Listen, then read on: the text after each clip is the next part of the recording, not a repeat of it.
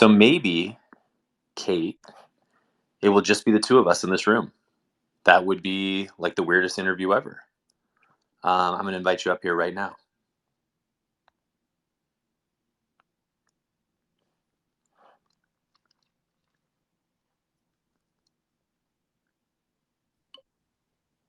That would be really funny. That would be. That. How was East Denver, man? How? Tell me all about it. Oh Yeah. yeah. So ETH Denver was really really cool. I ended up only going for a day. Hold on, let me just see if I can make Isabelle a co-host as well. Isabelle. So yeah, and this is weird too that I'm talking behind the Nomad face, but I feel good about it. So yeah, ETH Denver was cool. We threw a party at this bar that had kind of this rooftop area, so it was half indoors, half outdoor. There was a fire pit, and we had nomads on TV screens. We partnered with non fungible people, so that was cool. We had people from both projects there, kind of hanging out. I want to say about, I don't know, Senator Greaves or Joso can kind of speak up. I would say there were probably about 70 people there, 75 people. Really fun, hung out till like 2 in the morning. And so while ETH Denver was much more than a party for a lot of people, for us it was cool. Wow. Sounds bougie. Yeah, it was cool. It was cool. And then we had our launch party on about 10 days ago. It was Sweet. epic.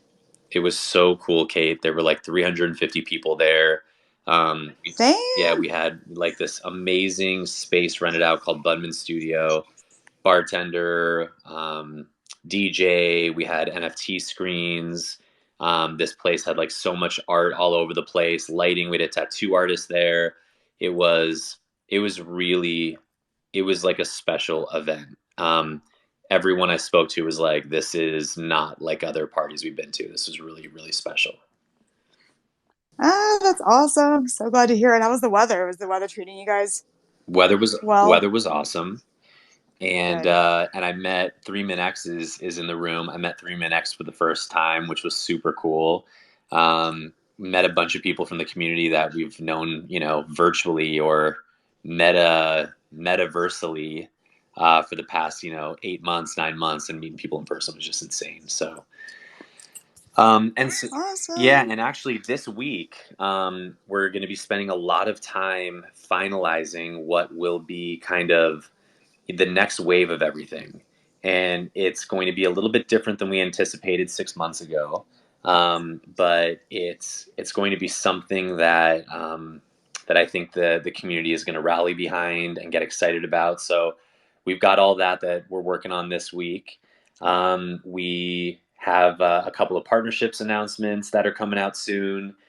I think the NFT space, and I want to get into, I've got a million questions for you, Kate, and we want to talk a little bit about what you've been up to the last few months. But I think just real quick, the NFT space obviously moves so quickly, but actual getting things done and executing against a roadmap and building partnerships and planning events, like it's not like all of a sudden those things are now faster in Web3. Some things are, but a lot of these things just take time to do them well, and it involves human beings doing things. And so I think everyone is so used to quick updates. What's going on today? What's the update tomorrow? It's been a week, it's been a month.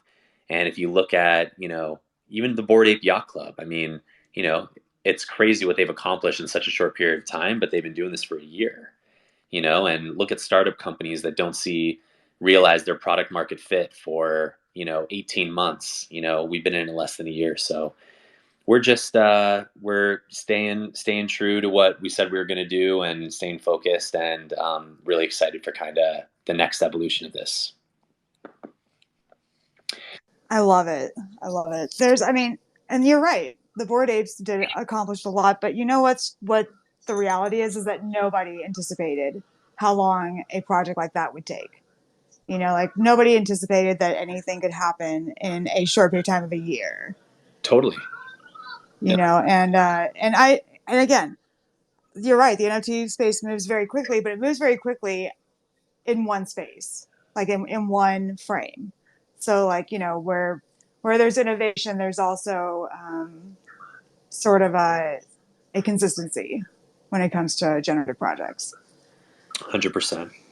100%. All right. So, what I want to do before we start kind of getting into um, interview format, first of all, Kate, do you know, and Isabel, maybe you know this too, can I toggle back to my profile as well to share the space? Yes. Oh, All right. I did not know the answer to that.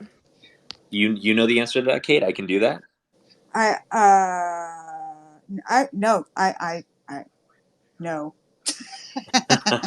I What was just if, really what giving you if like, yeah, totally do it.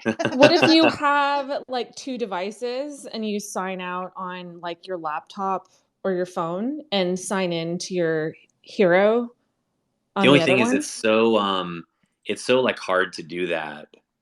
It's so hard to do that on my computer because it all like the Twitter Space is always so funky on a computer. I is it because you want to share the space? Yeah, I want to share the space from Hero Machine.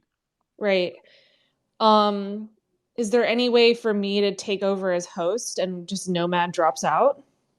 I I don't. think you have to start the room over is what Yeah, so, happens. yeah. And that's So, okay. You can do that. It's hmm, early. it's early. Let me try on my computer really quick. Isabel, what's going on? We haven't spoken in like a day or two. How Yeah, are you? I know. Well, and also we keep, we've missed each other in the spaces the past couple of times. Um, so yeah, it's good to co-host again. And bring the group back together. I feel like the party was like a month ago and it was not that long ago. I think it was like a week ago or something, but I think both of us have been kind of like catching our breath after everything, and now we're gearing up for NFTLA and everything. So there's a lot of behind the scenes work, and I find myself a little bit less more on social media, but I need to keep making the effort to be there. Um, but yeah, It's okay to take breaks. yeah, just a little break, just a little break. Yeah, I do it all the time. Yeah. Like I'll tweet like one thing, like I'll tweet like a couple of things throughout the day, but I won't like really be there. It's really more just keeping me in the algorithm. Well, and Kate, right? It's like if you're trying to make art throughout the day, like you can't be constantly interrupted by notifications and keeping up with threads and conversations as much as you'd like to support and like be part of the conversation. Like sometimes you just got to focus on one thing and like get it done, like let your thought process fully come through and resolve in something. Oh gosh, exactly. Yeah, absolutely true. So what have you been up to lately? Right now, just getting this project together. It's funny. I had this wild fantasy that I would have an easy time getting this whole thing started, getting it going. I know once I get on my on the spree of it, I'll be fine. But it's hard getting back into physical painting when you've been doing digital for a few months. And yeah, but it will, it will come when it's done. Basically, I can't put a time frame on this because I'm doing it all by hand. You know. I cannot agree more. The patience involved, I feel like there's a lot more patience that is required for physical painting and like concentration because you are putting down something that can't be easily undone depending on the medium, but like usually it can't be easily undone. So you're thinking like a lot more, it's just a totally different process, I think, for your brain to create these physical pieces. Oh, absolutely. And with watercolor, you make one Oh, mistake and you're yeah. toast. Like, Yeah. There's no like, oh, I'll let it dry and I'll fix it tomorrow. I mean, you can't like little fun fact. You can use those eraser sponges. Those can erase Oh, watercolor. Yeah, found that wow. out. Yeah, found that out late in the game. But I love it. It's almost like it reminds me of like typing on a computer versus typing on a typewriter, where you'd have to like go and like white something out. Like it was like, you're just thinking a little more confidently, like, because you're like, all right, I'm committing to this.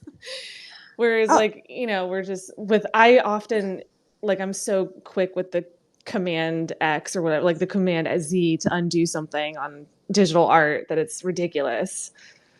oh my God. Do you know how many times I've double tapped a piece of paper? I believe it. I believe I, it. I can relate.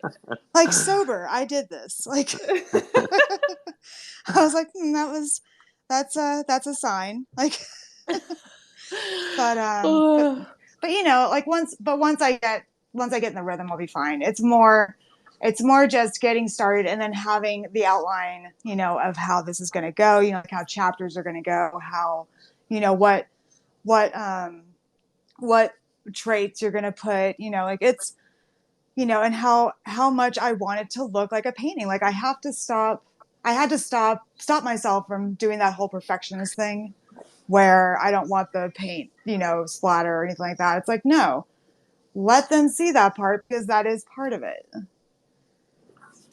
absolutely. I really, that is difficult. And it's like, there's some artists that are like fully embrace it. I've always been a little bit more on the perfectionist side myself, where like I timidly will do like a cool drip thing, but like I can't like spray the paint, like. But I think that's really important to embrace, even if it's like a smudge of your hand or like whatever. Like you try to erase something and you can still kind of see the erase marks underneath. Like that is that handmade quality is valuable. Like that's what makes it really cool. You have to remind yourself of that. Yeah, I mean, there's probably going to be a smudge mark where I just write the word fuck next to it, like where I fucked up.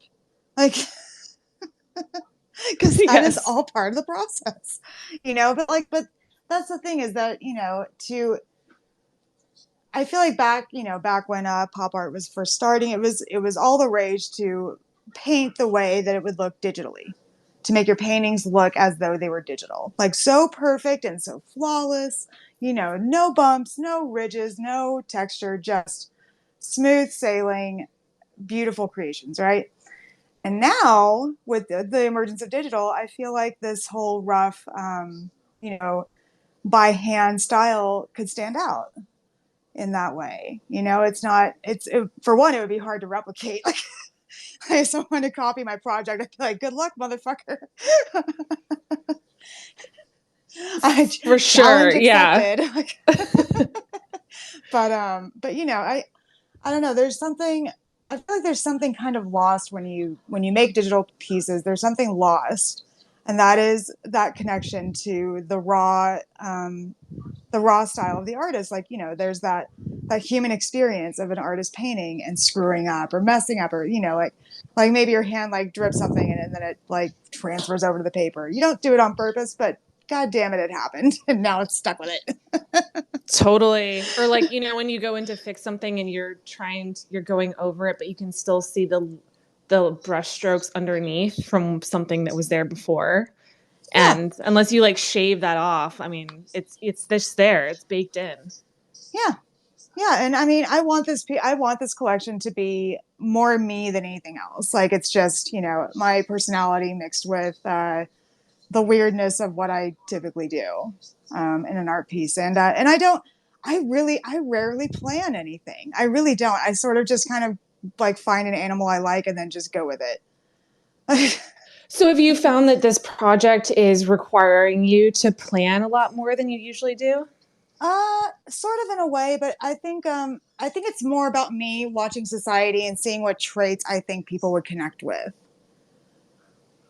And do you think that because like this project is going to take place over the course of like a longer period of time because it's done by one artist by hand, like it's going to evolve like mid process, like it's going to evolve while you're completing the project, right? Like, cause we're, the seasons are like, we're just, time is going. So do you feel like that, is it going to affect the content, like the outcome?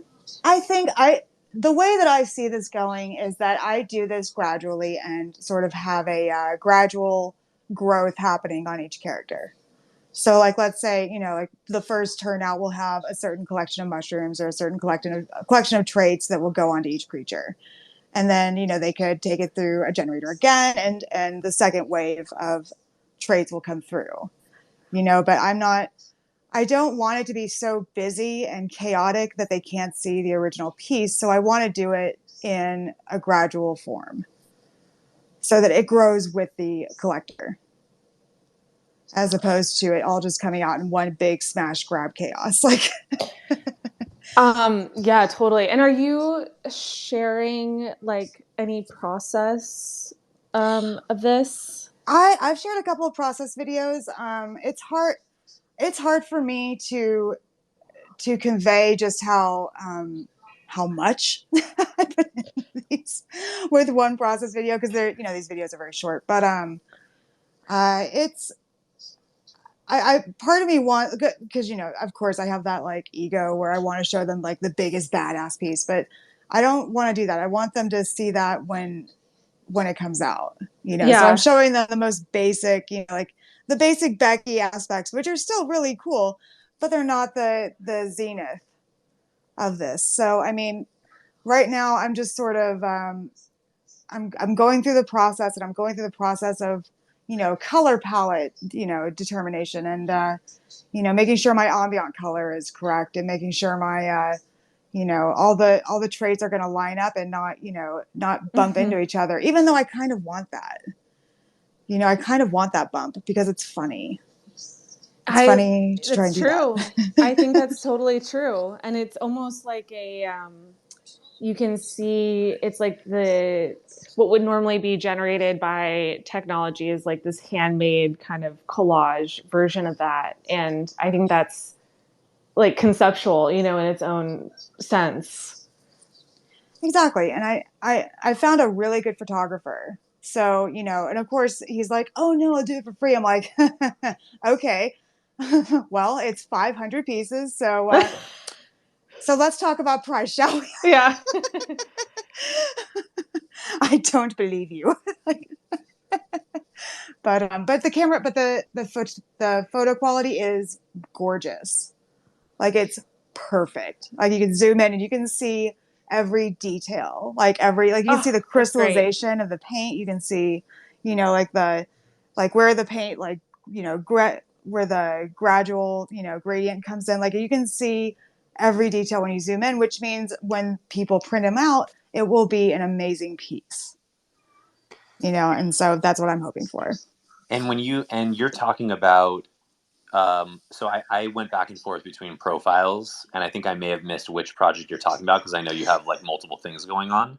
Are you talking about what you pinned up here, or are you talking Yeah, about the I'm talking about mushrooms? Husk. Yeah. You're talking about Husk. Okay, Yeah. so if everyone just kind of clicks on this pinned tweet and you click on so you can't zoom from the tweet, but if you click on the photo and you zoom and just like zoom in by the eye, it's more than just like 13 colors that you think you see. Like, it's like the details pretty outrageous. Yeah. So yeah, it's amazing. Thank you. Thank So you. No, actually, I love jackrabbits. yeah, just super cool. You know what I like? I like paintings of animals that have a in a way that I've never seen them done before. Um, and this is definitely different than what I've seen before. So what I wanted to do tonight is I wanted the interview to, and again, this is not just my interview. Isabelle is up here as well, but what I wanted to do is kind of ask you a little bit about like where you're from, where you grew up, a little like going back a little bit to how you kind of got started, and just ask you some questions about your journey up until this point before we get into what you're working on, any concerns about the art space, like where you see it headed.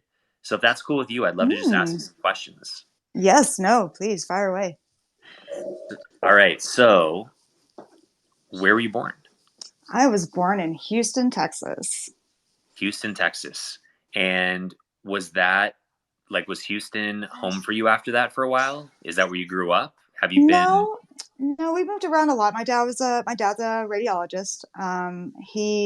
We moved around a lot. We went from New York to Albuquerque to Lubbock, and Lubbock is where I grew up for the most part. And for anybody who does not know Lubbock, Texas, it is a very small blimp on a radar. There are 200 churches to 200,000 people. It's a very Bible Belty kind of place.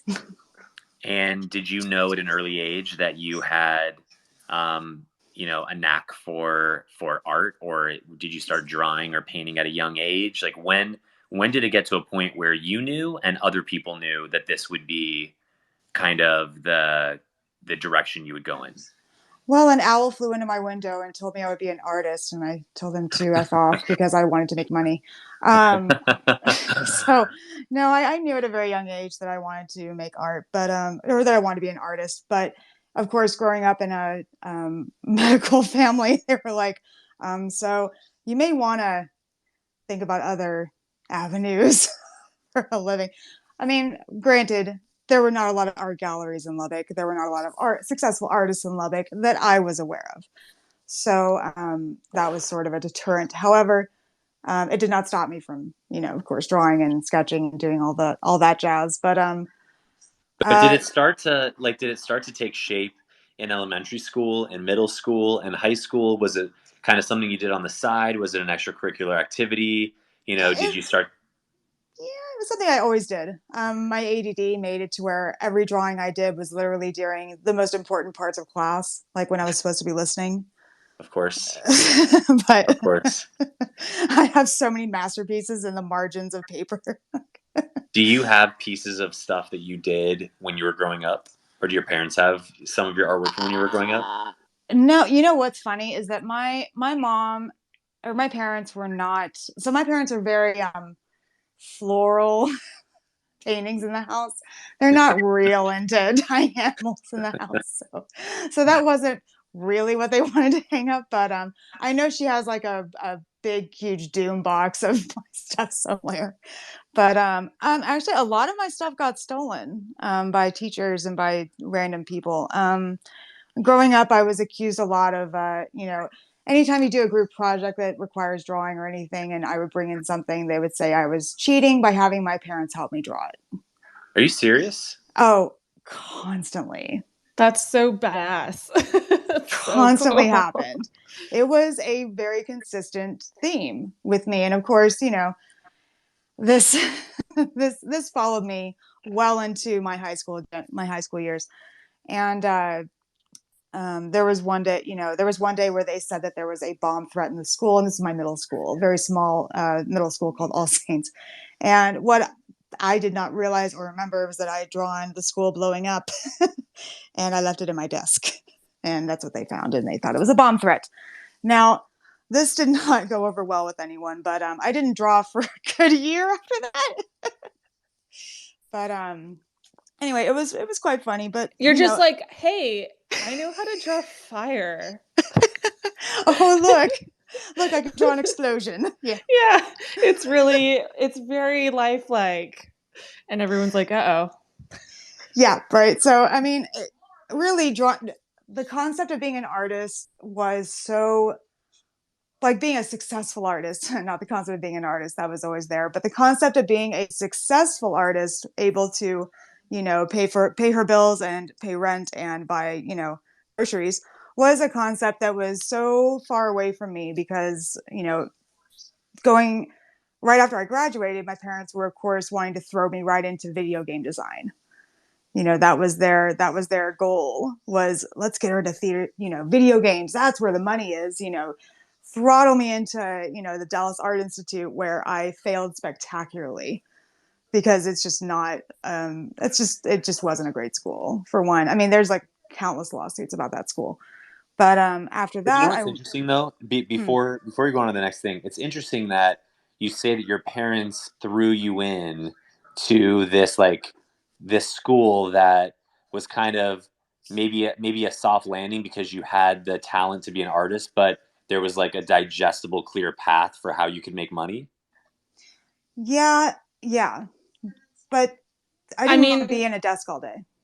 that's so I relate to that because like my parents were very supportive of me as an artist, but like I agree, like, you know, as we all should be thinking about how to make money because that's part of life. It was like, oh, well, she can go into like advertising, you know, like design and advertising. And I tried that out for a little while and I was horrible, absolutely horrible. So Right? yeah, it's just natural, you know? Well, I think also supporting people, like so a lot of times people support people in the way that they think is what's best. It doesn't necessarily mean it's the kind of support that the person wants to get, right? So, but it's interesting though because the choice of words you used was threw you in. It sounds like at that time that was not what you wanted, but that No. was that a tough spot for you? I didn't want it, but I did want out of Lubbock. So it was one of those Yeah. like I'll take it. Like I'll take it. Let's go. But you know, like what that place did, it did teach me a lot. It taught me Photoshop. It taught me, you know, a lot of things that I use now. You know, looking back, it did teach me a lot of that. But it was just, God, that school was the worst. It was just not a great school. But I like, you know, whenever you have a teacher that you know doesn't want to be there, that was every teacher at that school. That sucks.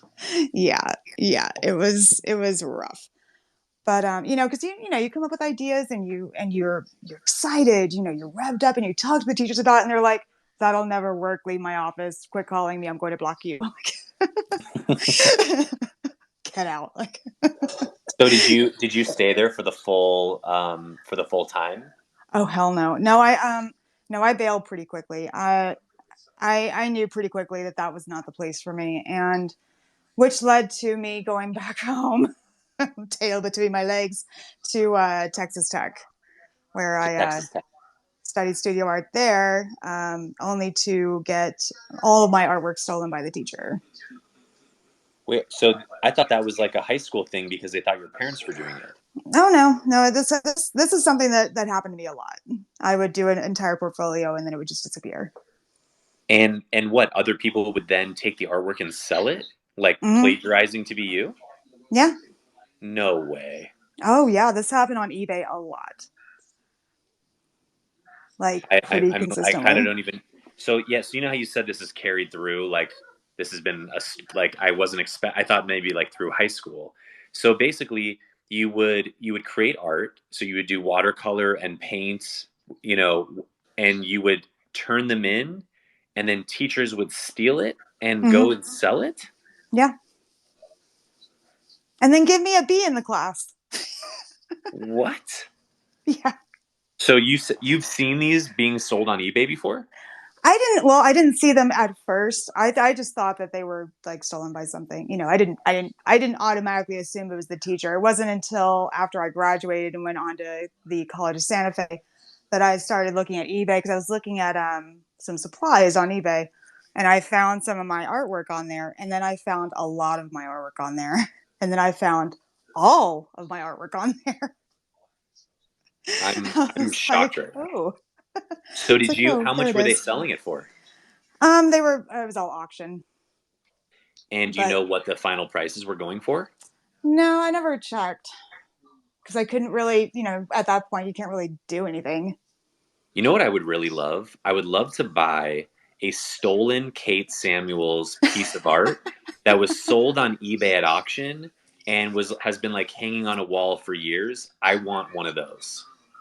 I'm sure I can track some down. It was a bunch of koi paintings that I did in college that, Koi paintings. You know, it's yeah, interesting. It's interesting because had these been NFTs, you would there wouldn't be any stealing in theory, right? You'd still be getting exactly. royalties, right? Oh my God, we've come full These circle. fucking emojis. I only can clap at this. There's no Yeah. 100 or fist. I mean, yeah, So you know what we were 100%. doing, Isabel, in a room last week, Wednesdays with Wes.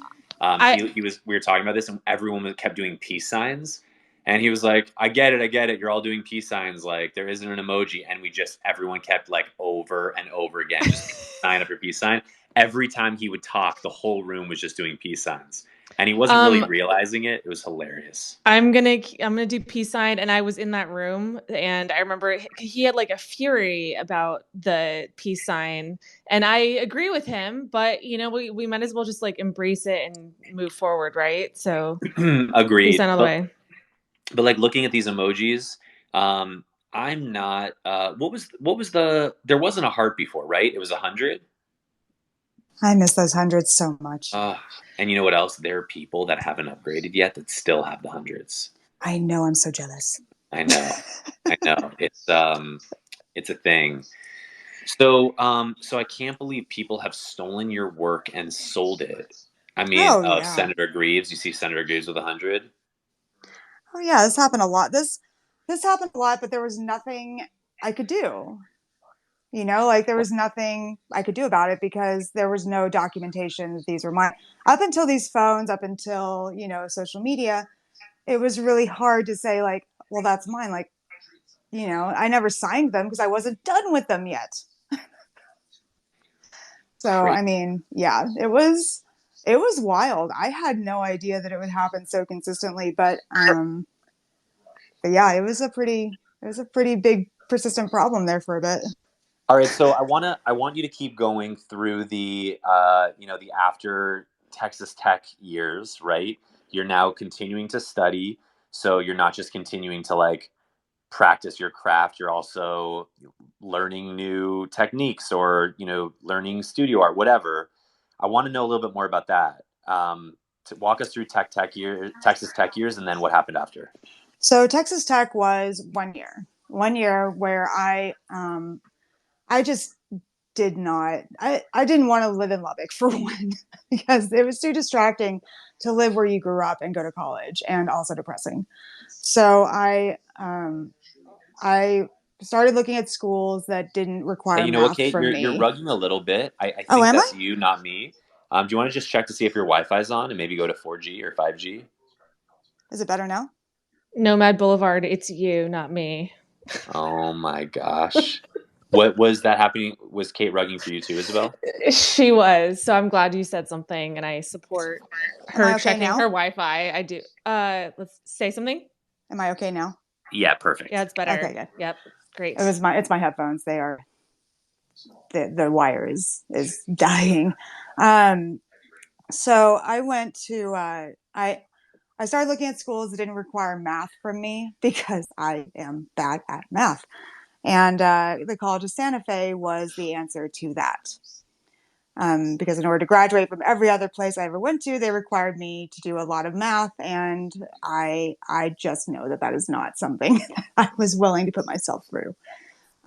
So yeah, College of Santa Fe was the ticket, and I studied art history over there. And yeah, and studio art, but mostly I'm self-taught when it comes to painting. I really went through the 101s at Texas Tech. I didn't really go much further because a lot of the teachers didn't. A lot of the teachers either loved or hated what I did. They were like, "Well, we like it, but we wish you'd use more of the canvas, or we wish you wouldn't have so much white space in the back." And but that was just the style I wanted. It was the style I've always had. Um, I don't like a bunch of clutter on a painting. I like that isolated chaos. Unfortunately, a lot of teachers like to tell me that that's the wrong way to go. So, but I learned very quickly that it doesn't matter. It doesn't matter what you know. There's no right or wrong way to create a piece of art when it's something that you've done when it is your style. There's no margin of there's no someone telling you, well, that's the incorrect way. It's like, well, no. Yeah, and also I think you are like still rugging a little bit. Try reconnecting Oh your no. earphones again. But I heard everything you said. I just wanted to say like that's absolutely true. It's a hard thing to teach. Like art theory is great to learn, like painting techniques and like life painting and like just getting those basic skills down is great to learn. But when it comes to developing your style, I think it's very tricky for a teacher to be criticizing like your style. It's very subjective, and as a young artist it can be limiting if you're like vibing on something like the white space in the canvas or whatever, you don't want to hear that that's not correct, because there really is no correct or incorrect way, you know?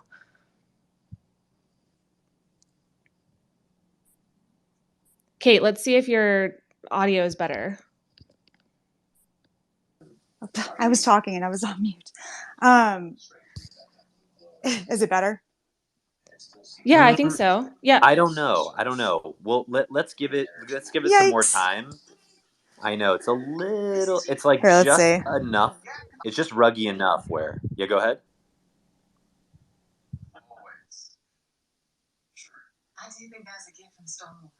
Kate, you there? Yeah. Is that better? Okay. All right. Yeah. Let's. Yeah. It's. I think so. Let's keep going and see how it goes. So So, all right. frustrating. So you went to Texas Tech for a year, and then after that, were you, committed to? And I'm not an artist, obviously, so I don't even Oh, know. see, now you're Like, rugging. am I rugging or are you rugging? Am I rugging? Or can you hear me? I can hear you, Okay, good. Isabelle. I can hear both of you. Danny, you did rug a little bit, but I think it's fine. Okay, now it's me. What the hell? No, you're good now. Hold on. I'm gonna close some stuff up. Hold on one sec. The world is a rug. The world is a rug. It really is. It really All right, is. so let's try this again. I am absolutely perfectly fine, Kate and Isabelle, with you cutting me off at any point to say that I'm rugging, and then I will just go in a timeout. Okay. You're good. You're good now. That was Yeah. All loud right. and clear. Okay, so I'm basically my head is tilted to the left. I'm standing on one foot, and I'm holding my Oh belly my god. button. So if I just stay like this, maybe nothing bad will happen. Are you I patting just your head as you Yes, and hop on I'm one rubbing foot? my belly button and patting my head in different directions. It's working. So what does it even mean to finish school and then go be an artist for you? Does that mean go work 20, 30 hours a week to cover your overhead and then paint on the nights and weekends? What did you do after? Uh, so I so after I graduated from the College of Santa Fe with I graduated with a major in art history with a study in religious iconography. The depictions of evil was my focus, and symbolism in religion. And my minor was in studio art, but also in Native American law, which was such a wild side thing. But I was a guardian for handicapped and elderly people for a number of years before I got into galleries. Hold on one sec. So, you were a guardian. Can you explain what exactly that means? I handled so when someone who doesn't have family but they are elderly and they can't take care of themselves or they can't, they collect a social security check. I'm the one who makes sure that their bills are paid, make sure they have food in their fridge and they have money to spend, on whatever they want throughout the months. Um, it's called guardian ad litem. It's not a job I recommend for most. It's a rough job, but it did teach me a lot. It's yeah, there's a lot of there's a lot of emotions involved in it, and it definitely tugs on your heartstrings a bit. I dealt with a lot of people who abuse their elderly or their family members. There was a lot of there's a lot of family members that just can't take care of their parents or their great grandparents or whatever. So, There's Kate, this is my this is the part of the interview where I'm the most interested of this whole thing, and yet, for me, I don't know if this is happening for everyone else. For me, you are rugging pretty hard right now. oh I know, and I don't want to interrupt because I want to hear every second of this. Is this happening for you too, Isabelle? Is she rugging for you? Yeah, I could. no, Yeah, how am I rugging? My Wi-Fi is and I also want to hear completely fine. everything. That's so weird. It's really Here, weird, and I'm still my right hand patting my head, left hand rubbing my so belly button. bizarre. I know it's not. So I don't know what we should do. Okay, can you hear me now? Yes. Okay, so it's my headphones. All right, good to know. Um, Okay. There we go. All right, this is perfect. All right, so basically, can you just start on the part where you were talking about? You said, there are a lot of elderly people that are abused. That's kind of the last piece of it that I heard. Yeah. Okay. So when a court will ask me to take care of a person who has been, reported as being abused,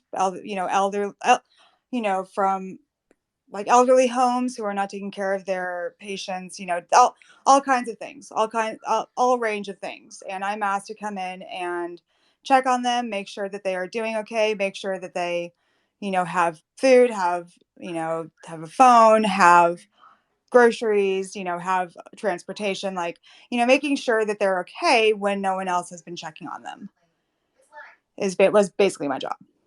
And this is a job that kind of fell into your lap. You applied for it. Yeah, it kind of fell in my lap. I was very close friends with the owner of the company, and which got really, chaotic later. But yeah, and this really does tie into how I started painting, because this family just threw me through the ricket when it came to experience. And I'm about 5'2", and I was in charge of criminals. Like I had to, like, you know stand with criminals, like, giant men and giant, like 6-foot men who are like in a psych unit for murder. Like I was in charge of these people, and terrible hiring, I might add. That was a terrible choice, but I was good at my job. I was very good at it, and I never had any problems. But looking back, they put me in a lot of dangerous situations for sure. Um, so yeah, it taught me a lot. It taught me a lot about the human condition. It taught me a lot about people pretending to, care, have this mentality of care, and only really focus on money.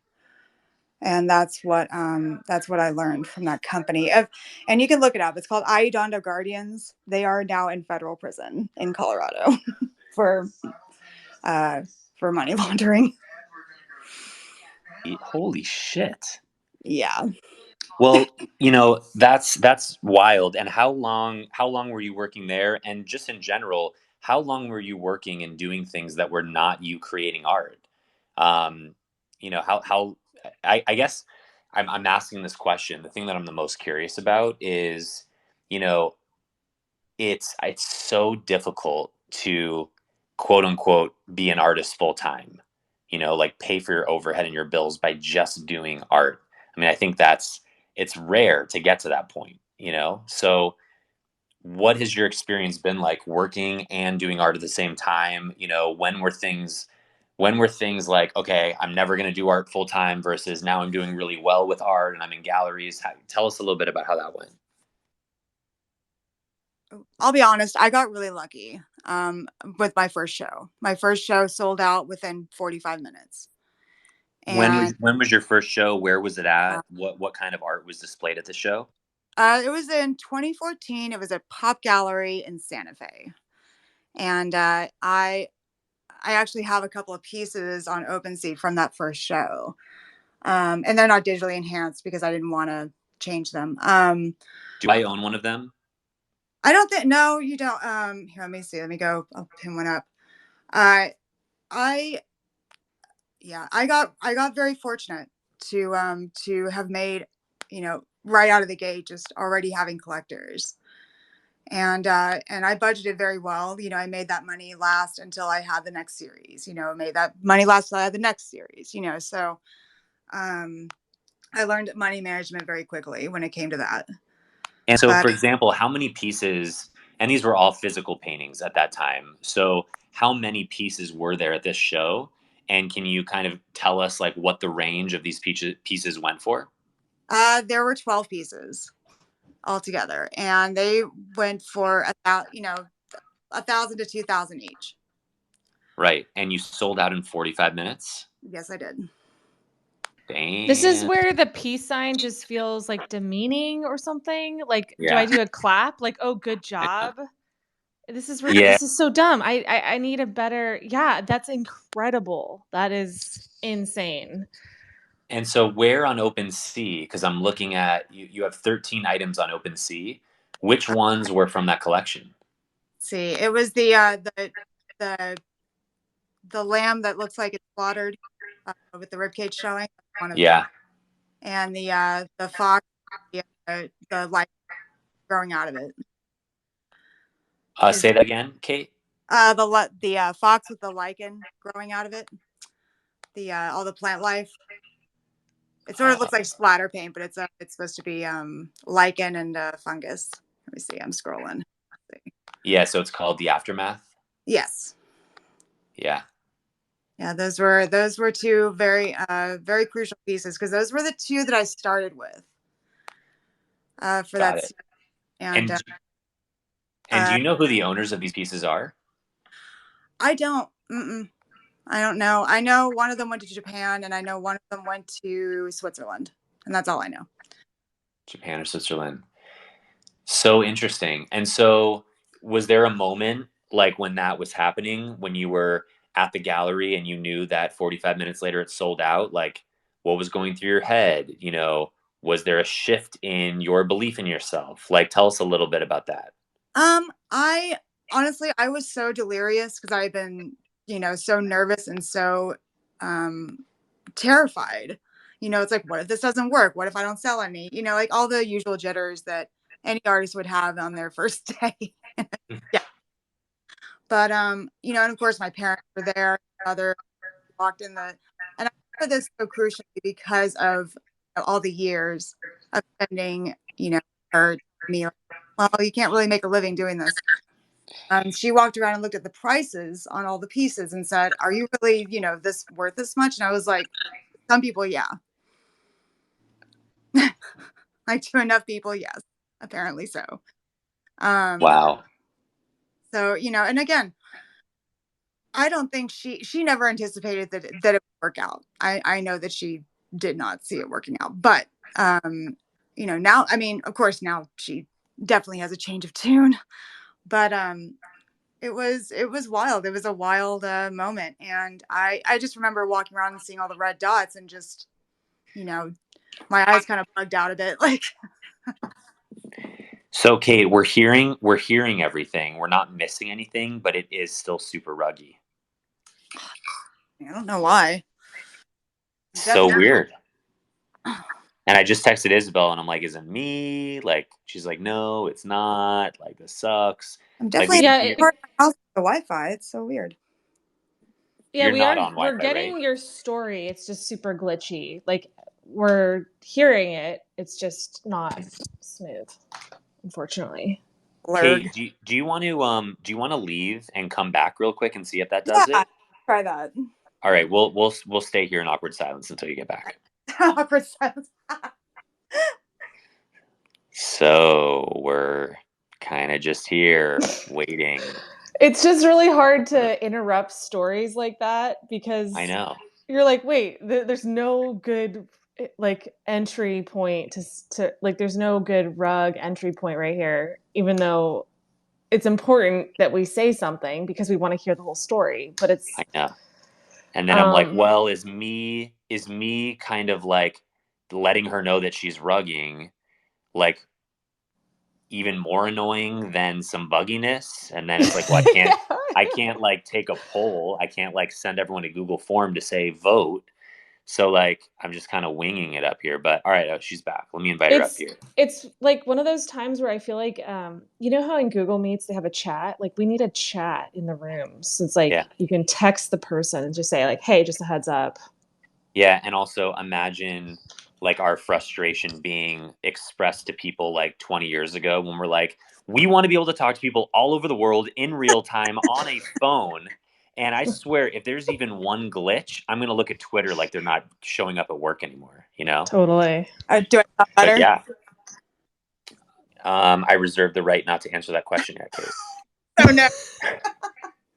Oh Oh no. All right. So So you basically sold out your first show, 45 minutes. You sold 12 pieces, and like later that day or later that night, you're, hanging out and you're thinking to yourself like, "Holy shit, I just sold out. I've got enough money right now to kind of relax for a second and catch my breath." What was the next thing you did? I didn't relax at all. No, Okay. I went out and bought a bunch of large canvases and started painting large the second that and that was, that was the start of the giant piece in acrylic after that. Do I sound better at all? I am going to ask Isabelle what she thinks. Oh no. I know, Kate. I am like, Why this is is my Wi-Fi so shitty? I pay I so much for it. but is it your Wi-Fi, or are you on your phone right now? Yeah, I'm on my phone. What about taking Wi-Fi off? I try that. It is so much worse. Typically. I think so for me, when I'm ruggy, it's usually that I have Wi-Fi on and I just go. I think Twitter like favors 5G or something. I'm obviously not the technical person from Nomad, Okay, but let's see. try it. Let's just see how that goes. It's so frustrating. I wonder why it does this.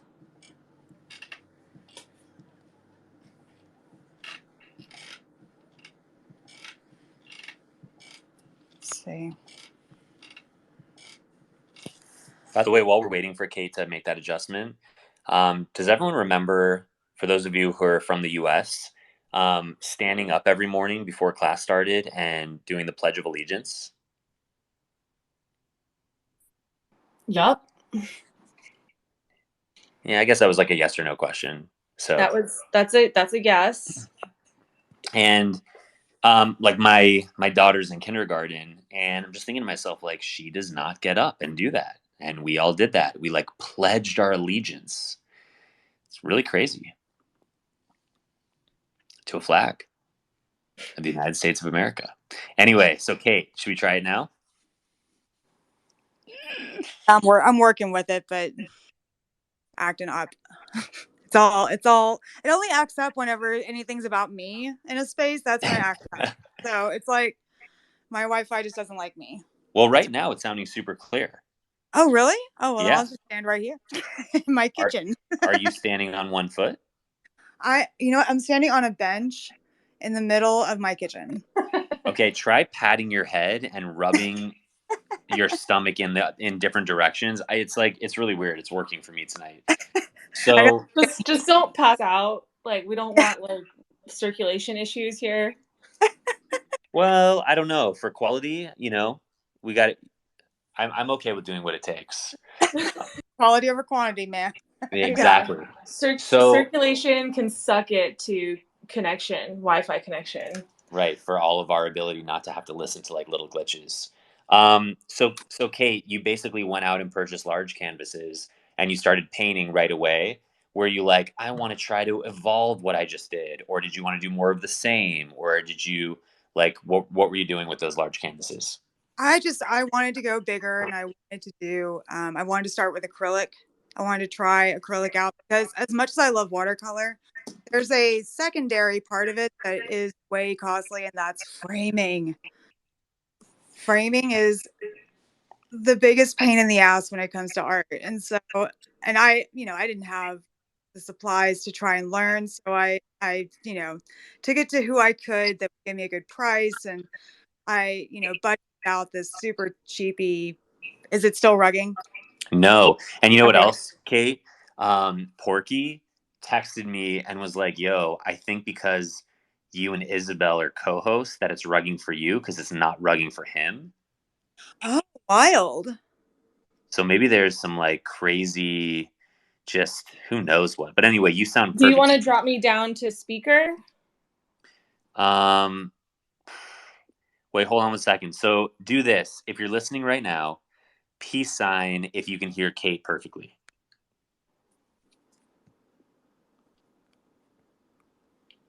Oh, Okay, Porky said cool. It's only Porky. Okay, E said cool. Tilted cool. Engine Luther. All right, everyone's like Anastasia. All right, cool. We're good. Yeah. All right. Clarity. So same question. What were you doing on those canvases? I started painting, so giant skulls, giant, just anything that represented an emotion that I wanted in a giant way. And because I just, this is the first time I've made enough money to where I could get all the supplies I wanted. For the first time ever, I was finally able to, just go out and splurge on all the supplies I wanted. And that was a big moment for me. That was a big moment of just relief, to be able to do that. And, and then I got more collectors from that. People would come in and see this giant piece of a wolf, snarling, and, out the door it went. On top of that, we also have the film industry here. So a lot of celebrities were buying my work, and a lot of, film people were buying my work and using them in film sets. So it was a really cool moment to have that, like, to have that understanding that there were people that were watching out for my work and waiting for me to have more stuff in there. The only bummer was that at most galleries, and this is very consistent, you have to pay 50% Crazy. gallery. And while that wouldn't be so punishing, it is when you realize how much money you could be making Yeah. if you were not at that gallery. So, of course, like when NFTs came around, that was a big gold standard for me, was that understanding. And, I don't know, it was a wild moment, it was a wild moment for me to be able to just paint whatever I wanted, and have it actually move, and sell. Uh, I never really met a lot of the artists in New Mexico. I didn't know a bunch of them because, again, I was in the studio all the time.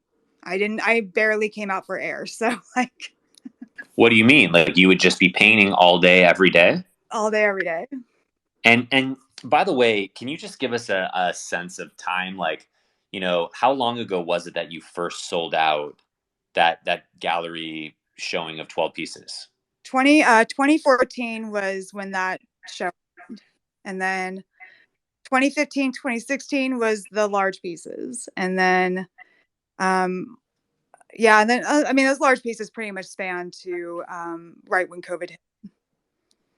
Got it. And then, okay, so really it's been like the last, 6, 7 years that you've been painting, selling, and you have collectors, you have people that are watching out for your work, you have people asking you for commissions, you have people that are flying in from Hollywood and other places around the world to shoot in Santa Fe, and when they have a day off or when they're looking for something specific for their production.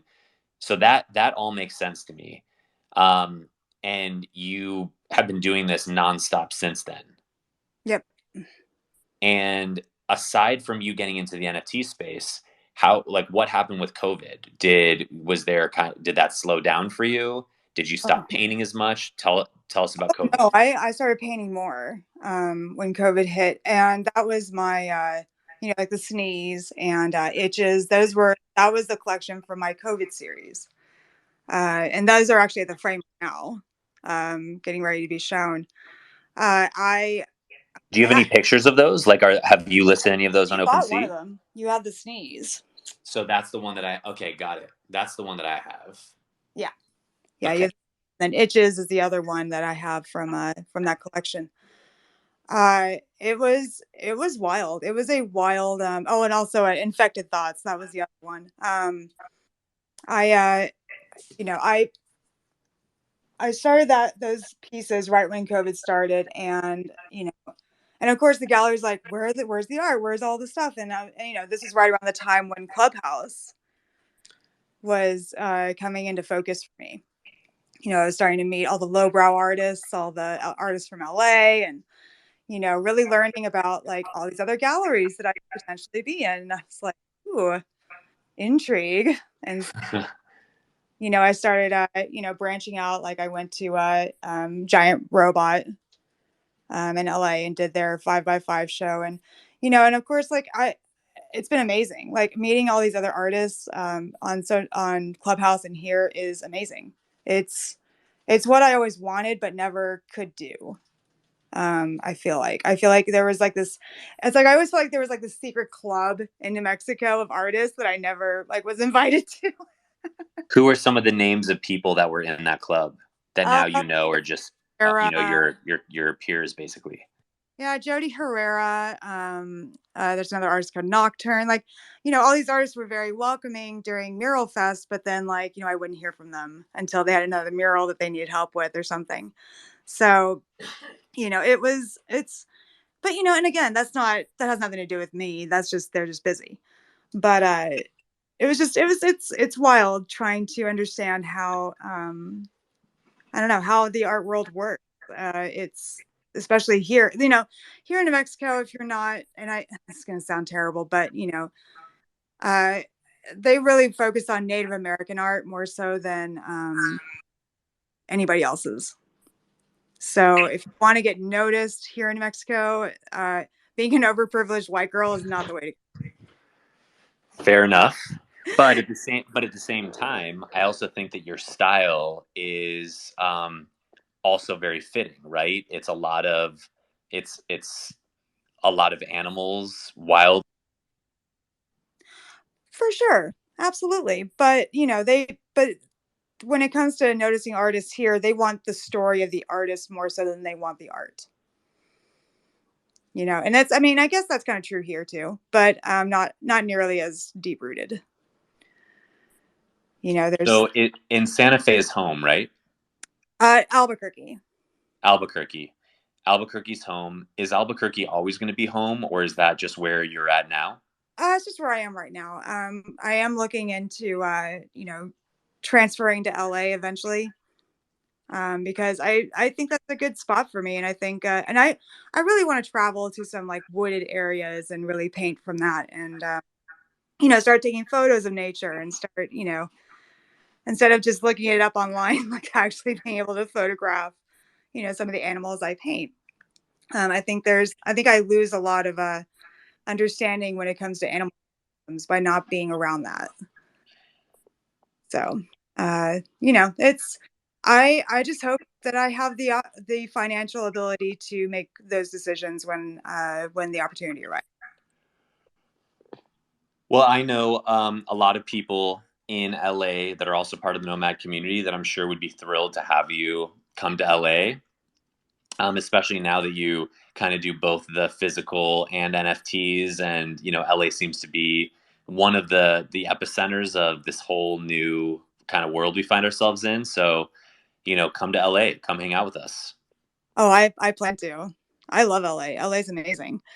And Miami. Oh my gosh, Art Basel was easily one of the biggest just eyegasms I think I've ever had. Just seeing all of that was so incredible, and being around all the all these artists was one of the most amazing experiences I've ever had. And I mean, I remember looking at art, some of the NFT or some of the NFTs, some of the Instagram profiles, back in 2014, and seeing all the artists that go to Art Basel and all these glamorous parties they were going to. And I was like, that must be fun. And you went this past year? I did. I did. It was So amazing. did we? So I guess we must have just met right after that. I think we did. Yeah. Yeah. Okay. Yeah. So Art Basel this year, I don't know if you're aware of this, has been it's going back to its like usual date, which is I think June 19th or June 16th, Really? and then NFT NYC is literally right after. Oh, wow. I know. So I think when I say we, Nomad Boulevard team and I'm sure a bunch of the people in the community, I think we're going to go to both and go to New York and Right. Miami back to back. Well, yeah, count me in. I'm down. Cool. Well, I will obviously let everyone here know about it. So, look, before I open up the room to some questions for people that want to come up and hang out with us, um, so right now, today, do you feel are you content with where you're at as an artist? And, tell me one thing that you feel really fortunate about and one thing that, you feel is missing or that you want to, that you're still looking to achieve or that you want to accomplish. You know, I wouldn't even begin to know how to answer that. I'm where I am due to effort and due to work. I know that I have nothing to compare it to. Like I have no artist to look at and say, well, I should be where they are. Like, no, we all have a different journey. We all have different paths. I'm perfectly content to be where I am right now because I know that I have places I can go. I know that with hard work and with determination and with, you know, with community, I know that I will go further. And I know that, it's not going to be, it's nothing's easy that's worth it. There's no easy road to success. So I know, I know that the people in this space that are to put in the work and be successful as a result of it. And I think that that's a big reflection of the NFT. I think that, like it, like immersing your with everybody and immersing yourself into this entire community is important. And I think it's going to be what is crucially going to keep NFTs going for many years to come. My hope for this space is that it doesn't. I hope it doesn't degrade the analog artist. Like I hope it doesn't make analog artists feel like they can't be successful anymore or that they can't move forward. I do hope that more analog artists come to this space. I think first of all, I love everything that you just said. I would bet that everyone in the room, felt that.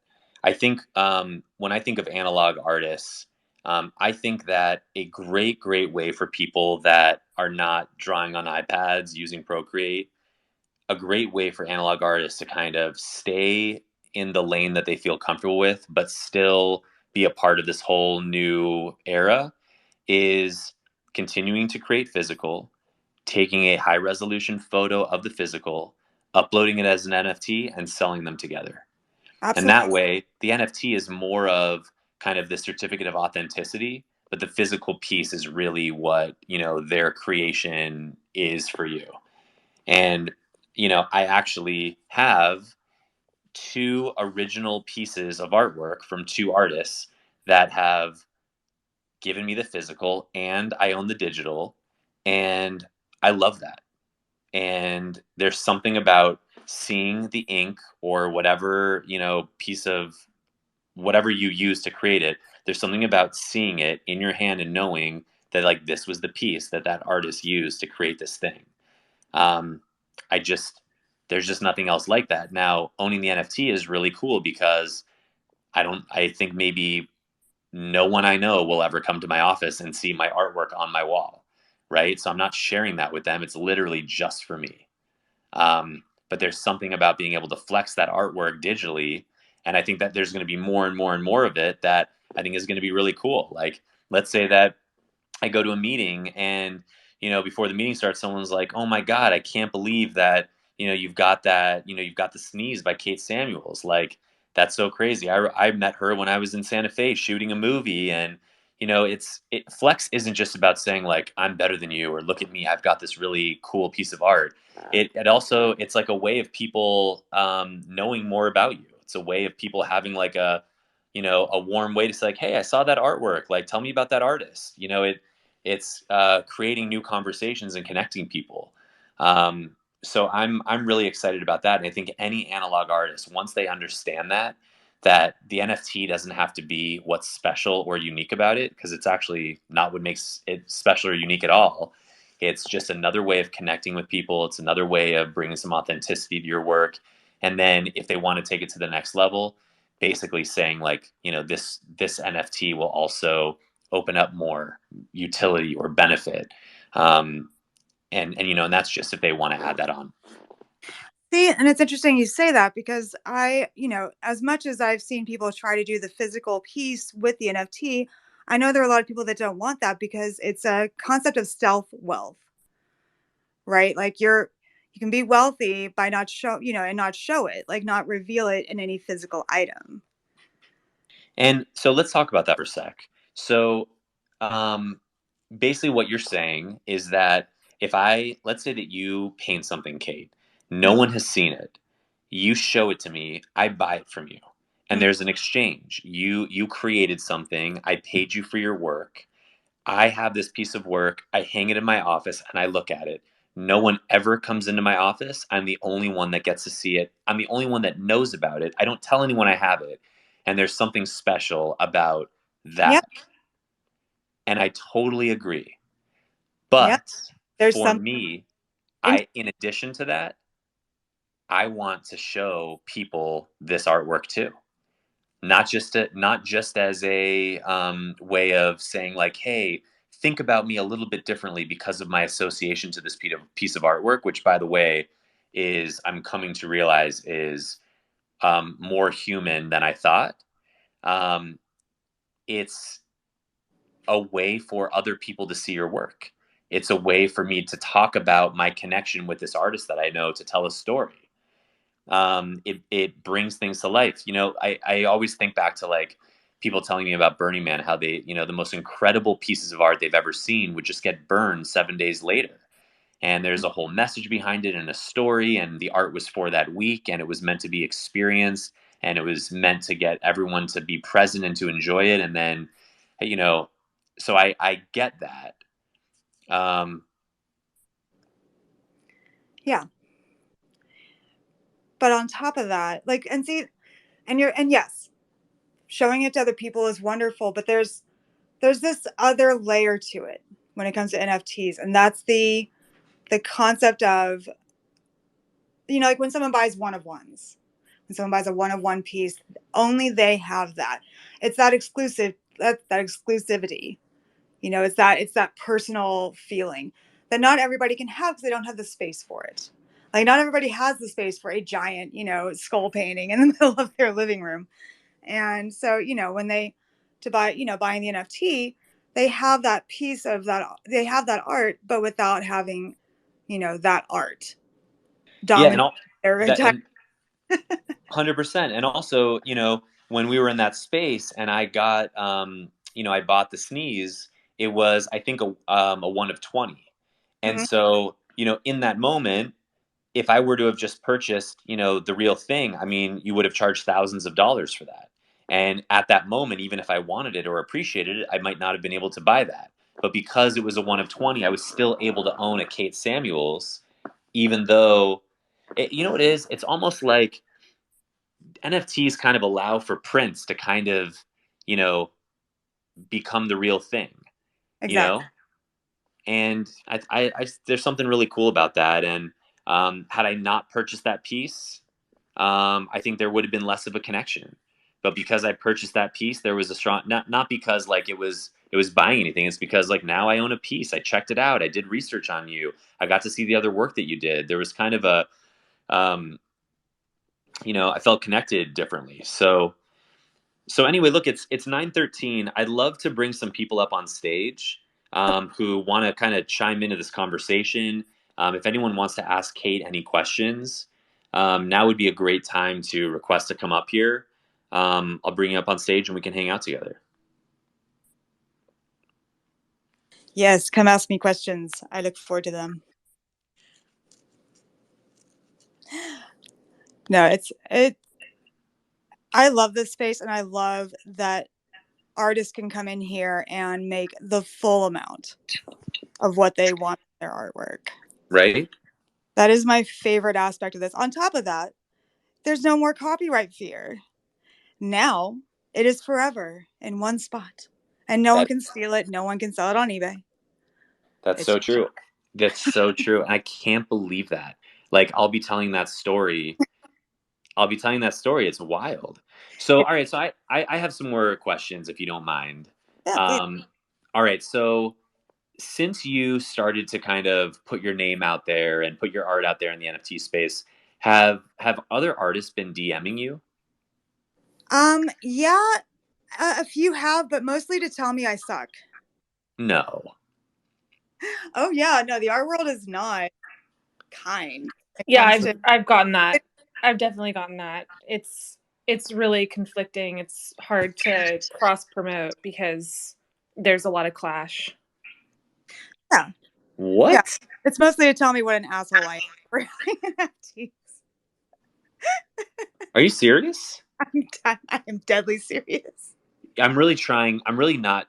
So one of the things I've been working on the past couple of years is not not being shocked about the way that other people are treated, because it's really like, so I shouldn't be shocked, but it's disappointing. Can you give me an example of something someone said? And I also invited Luther up here, who seemed to know what that's about, and also invited Tilted. If Tilted, you want to, come up here as well. Uh, so you know Lindsay Byrnes, right? Um, I, She has an ape, the yes, yes, rainbow teeth ape. Okay, so yes. she posted a photo of it on Instagram. Just scroll down those comments. Just take a quick gander. It's I'm okay. looking right now. There's some mean comments on those. Lindsay. Wait, where But where yeah, are we like looking Isabelle again? gotten. Lindsay Byron's. She has the rainbow teeth ape with the dominatrix style hat. Anyway, she posted a photo of it on Instagram, and you can see the most acerbic comments under her ape, like just ugly comments. And I mean, and that's true for everyone I know that is posted on there about their NFTs on Instagram. Everyone gets super upsetty. So hold on a second. I'm having trouble finding her IG. Do you know what her handle is? They go hold up. Yeah, it's. I mean, let's see. I can just read some of them off. Hang on. Like I can make this easy. Let's Mhm. see. Okay, so oh my God, she took it down. Yeah, see, it got so bad she took it down. And so wait, explain this. So you're saying that people were saying negative things to her, and she shared that? She shared the ape, and then everyone was writing these horrible things on her thing, all these horrible comments under her ape, so she took it down. But they were bad. Like the Like art, what for example? like no, no, I thought you were better than this, or NFTs are the worst, or the environment, just Yeah. like all the ones you expect to hear, Yeah. things you expect to hear. But some of it's like, oh, you're greedy.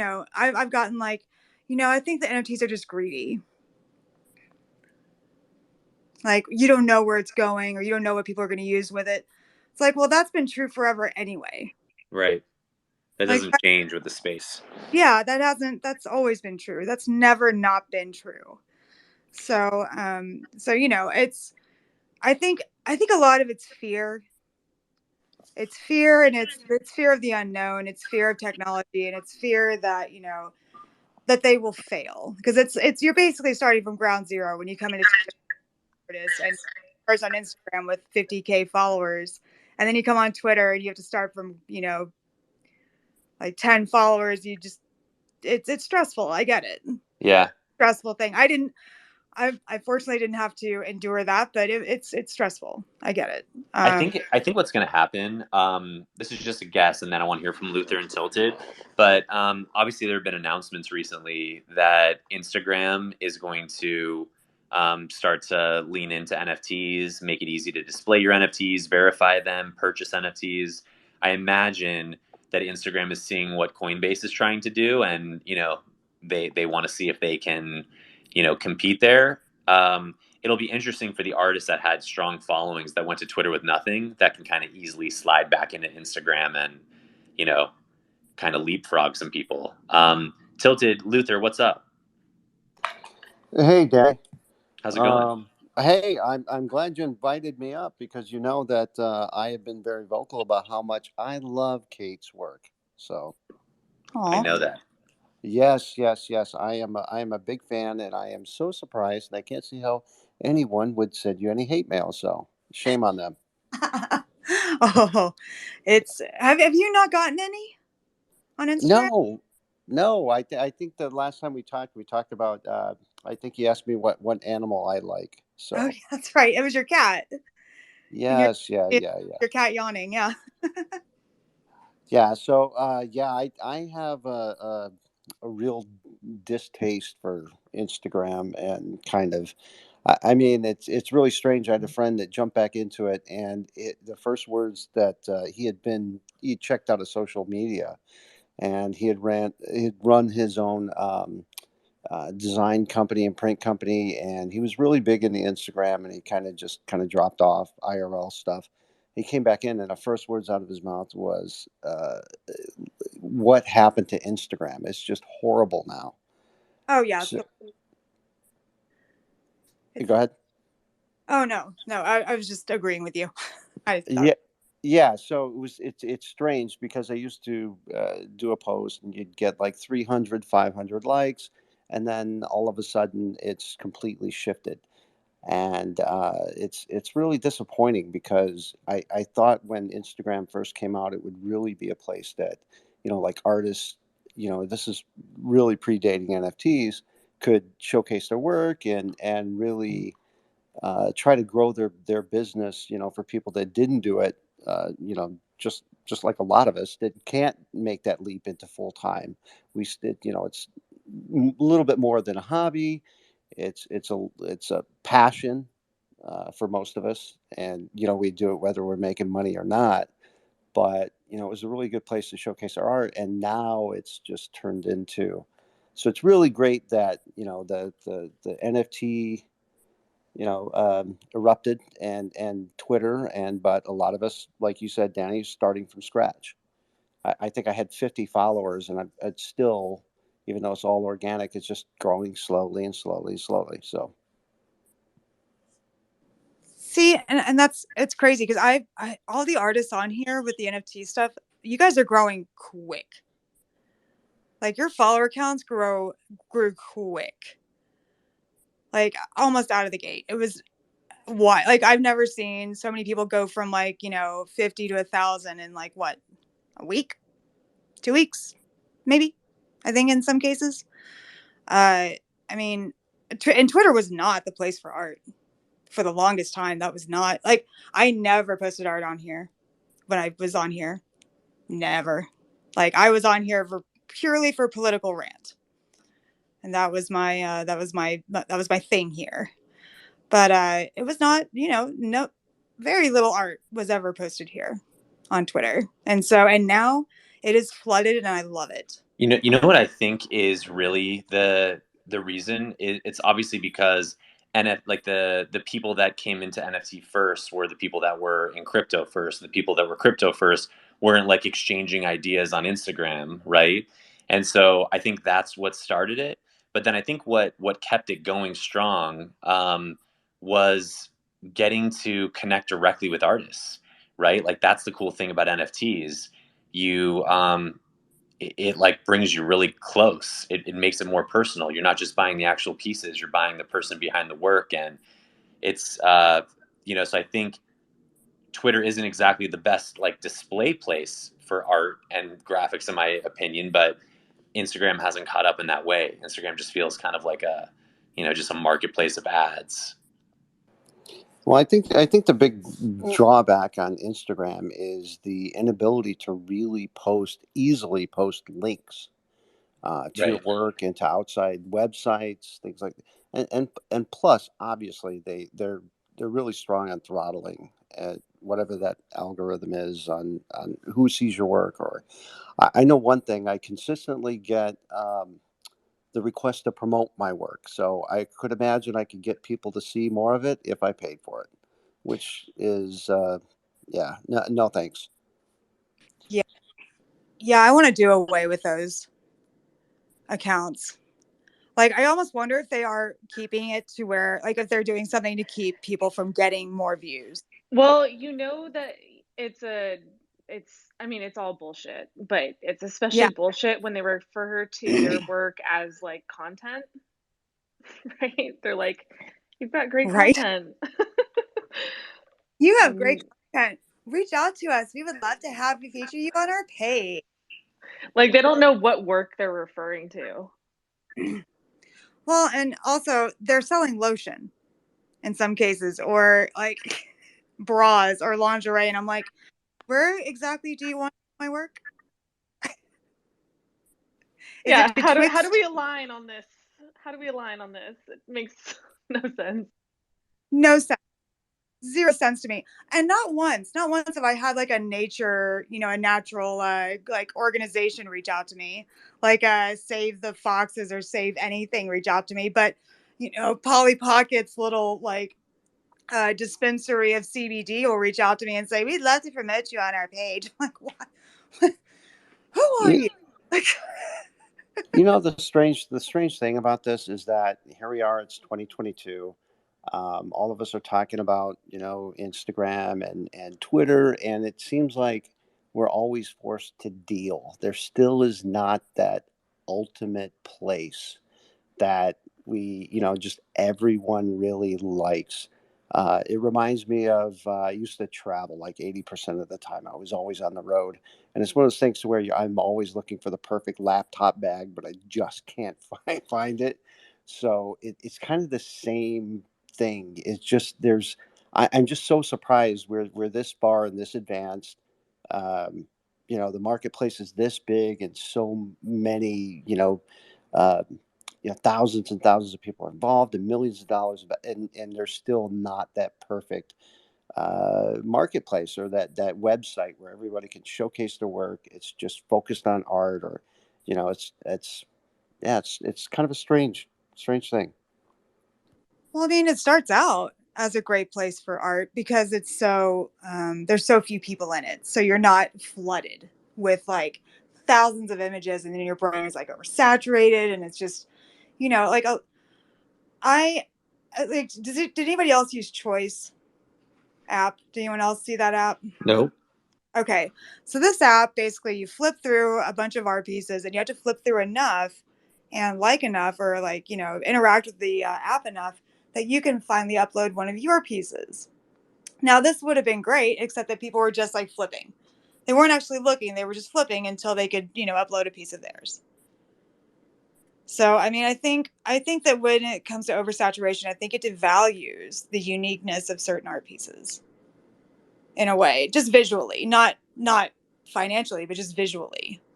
When it comes to, and plus, you're seeing it on a teeny tiny screen.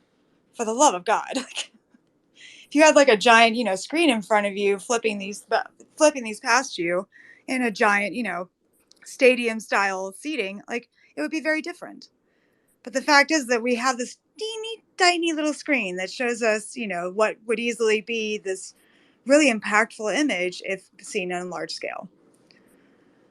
Yeah, people are, tailoring what they do, their choices, their everything because of that. Yeah. I mean, if statistically, I think NFTs that have, like fluorescent neon colors can sell better than not that, just because like it pops on a phone or a Do PFP. you mean like a monochrome NFT where it's all the same color in a very muted tone? Kind of. Well, but see, like the vintage cartoon ones, like those do really well. Yeah. Like it's. I don't know that it's so much about the color as it is about the relatability to the character when it comes to PFP projects. Am I being singled out here for pink spacemen by chance? A little bit, Luther. A that's little bit, but that's clearly it okay. works. I love your art so much, Luther. Like your art is one of the. I just remember the first time I saw some of your work, and it just blew me away. Thank you, that means a lot from you. It and there's something you do that certain artists have really grasped onto. It's that hyper detail and still popping out of a small image. You know what else, Kate? So I have like 5 or 6 Luther pieces where he like takes a Sharpie, or not a Sharpie, but he takes a marker and draws freehand, and when you look at it, it looks like it's a like a computer image. It's impossible that this was done by hand with a marker. Impossible. And you look at it close up, like right up to your face. You look at the other side, you can see that the ink is there. And so it almost is like it's almost too good. Like it doesn't look like it was done by hand. Yeah. You know what I'm saying? They're incredible. So what I'm saying is Luther is a bad artist because it's too good. So sorry, Luther. Well, thank you. I figured out a way to print those and just use the right amount of ink on my printer for it to bleed Nope. through so it fools you guys. Nope. It's not that good. It's not that good bad. No, it's me being extremely anal retentive and just it's that engineer thing, I guess. It's wild. But by the way, Tilted, I know you've been up here for a minute. I didn't want you to lose your thought from before. How's it going? No, it's going great. I'm just a guy that's not good at. I'm either sometimes in a mood where I'm really too good at cutting people off, or really horrible at chiming in. But totally agree with the comments on Luther's work. Totally. It's crazy, right? Fanboyed over the Astro Boy and the jackets. Love it. Yeah, thanks. So Tilted, also while you're up here, do you want to talk at all about what you're working on? I see when you click on your website, it takes me to a painting of a tiger. Oh yeah, I have a link tree that kind of takes you in a million different directions, so I apologize about that. Oh yeah, now I see the link tree. Okay. Yeah. Yeah, no, I'm still kind of like eyeballs deep in Scare Bears and probably gonna work my way out of that, but currently have a bunch of really sick collaborations where my Scare Bears I think just got like 5 times better because I'm doing them with other people. And I mean, I like my own work. I'm really happy with it, but I'm more happy when I do collabs because it's like you're building something just more special than you can do on your own. Super psyched because Kate is working on one right now that is super sick. And very cool. Yeah, and yeah, it's pinned at the top. Oh, rad. Oh yeah, I'm looking at it now. Yeah, so there's I think it's fun is like when you have a body of work that people can really kind of twist and destroy and make their own, but it's still got a similar vibe. So when you put it on, it's like when you have a gallery show, and you put a bunch of derivatives together that are different enough where they stand on their own. But they, yeah, I'm such a fan of that. I think that's one of my favorite thing about the NFT space, and just all the I used to be like a huge fan of like, I still am of when people were really big on designer toys and doing custom, derivative shows and whatever.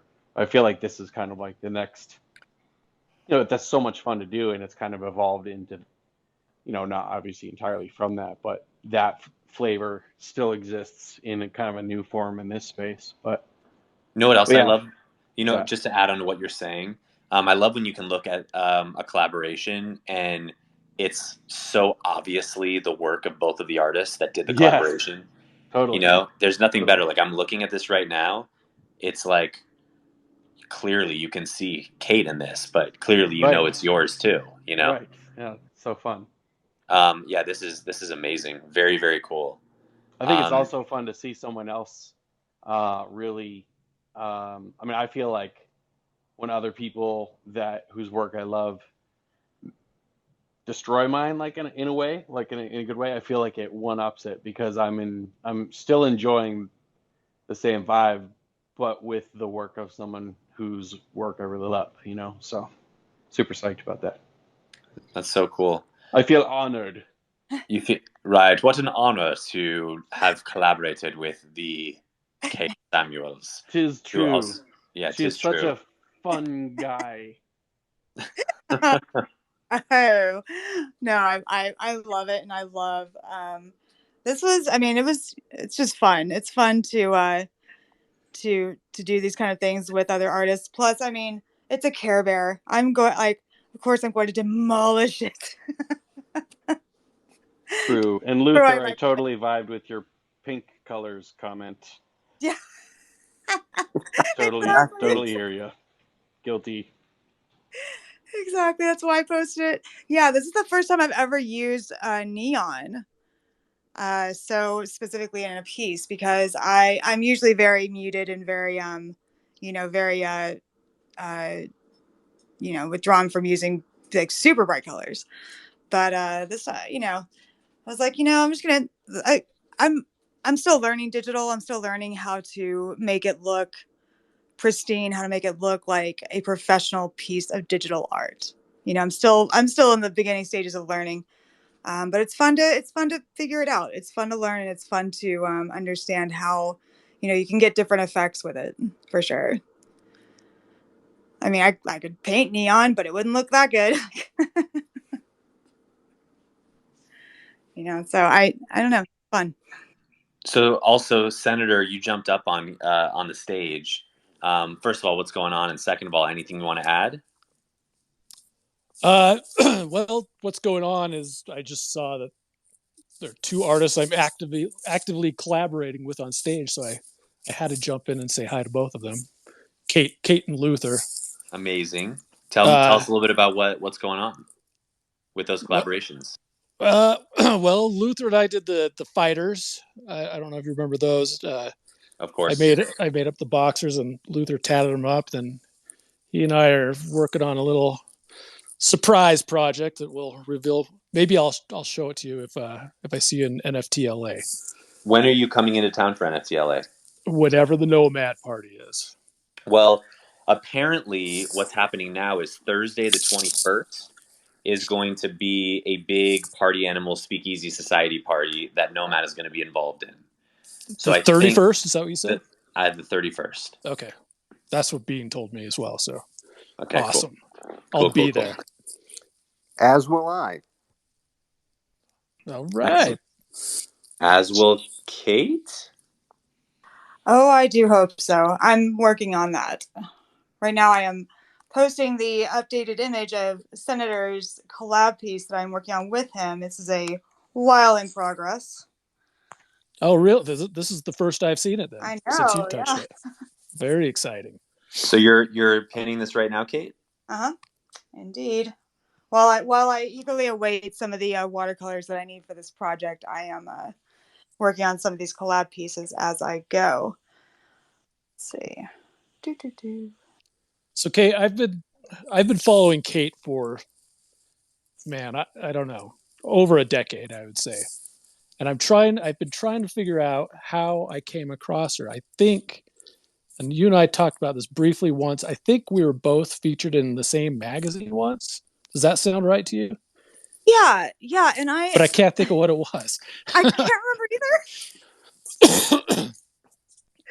I can't remember either, and I keep trying to. I think it was one of those things where like I went and found everybody that was in the magazine on Facebook and started following them, and have since probably quit following the majority of them outside of you. But yeah, I can't for the life of me think of what the magazine would have been. We'll figure it out one day. But Damn, yeah, look at this one. also Facebook. So wait, was this hand done or was this done digitally? Well, I did the digital and then printed it on like heavy duty watercolor paper and shipped it to Kate. And Wow. she's doing physical on top of it. And I imagine that, right? Yeah. Yes. You can see the little fungus starting to grow on the side of the skull. what do you So imagine this the is the rest, like first. what direction are you gonna go with this? Is this gonna be like fungus all over? I don't know. I don't really plan. I sort of go with it as I go, and I try not to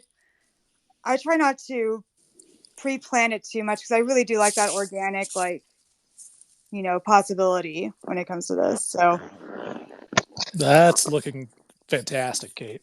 I'm glad I jumped in so I could get a peep. it's really I'm having so much fun with it, and the gouache works perfect. Like I was wondering how watercolor would work on it. It did not, but the gouache works great. Good deal. Good deal. Yeah, I know, and I mean, great quality. That printer is amazing. Like Yeah. for everything. Oh yeah. Stellar. He's incredible for sure. Yeah, stellar work. I'm digging it. But yeah, no, I'm loving this. And then the other one I haven't started yet, but I have a plan for. So I'm Exciting. Can't wait to see it. yeah, Well, I love. anyways, I hope I see you in LA as Me well. too. I'll be down there just for the party, then turning around and driving home. So Oh man. Well, yeah, and on that note, I'm sure over the next few days there will be more information about how that whole thing is going to work. I'll keep you posted. I'm going to sign off. I want to thank Kate for letting us interview you, and more than just the usual interview, like kind of ask you some of the kind of more kind of real human. Not that you're a fake artist, you're a real artist, but like real human questions, just to get to know you a little bit more. And Isabelle and I, talked about this a few weeks ago. We want to start, interviewing artists more than just how did you get into the NFT space? What are you working on now? What are some like? We wanted to kind of get to know you a little bit because that's what we want this community to be about, highlighting both established and emerging artists, and this is the best way. And I really love the group that's in here. Hope everyone has a great rest of your night. Gabe, I owe you a response. I definitely want to, go meet up with you in person during NFT LA week. That's perfect. Porky, good catching up with you last night. Eric, 3MinX, everyone, I'm not going to name everyone's name, but I know you all. Glad that you're here. Yeah, Senator Luther, Tilted, thanks for coming up here. Kate, Thank Isabelle, you anything so else much. before we jump?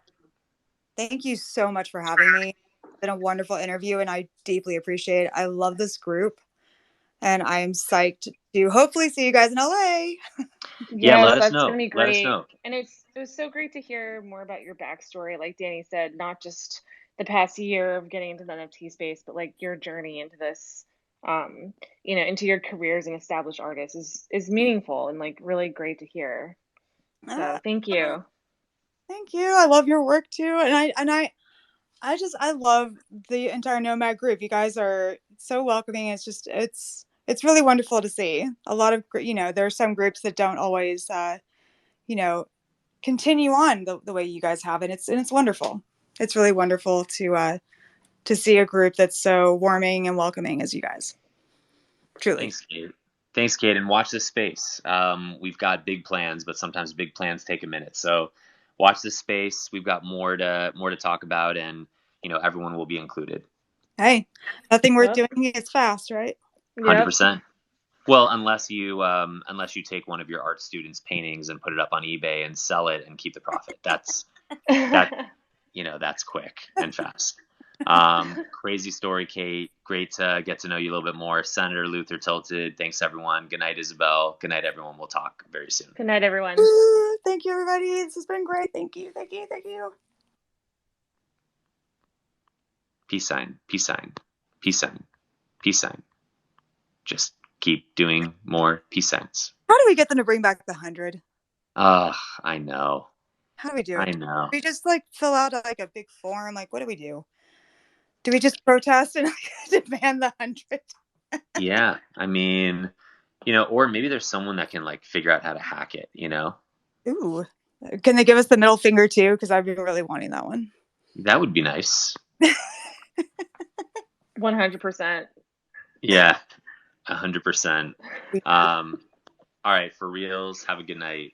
Bye, everyone. Thanks again. Bye. Bye.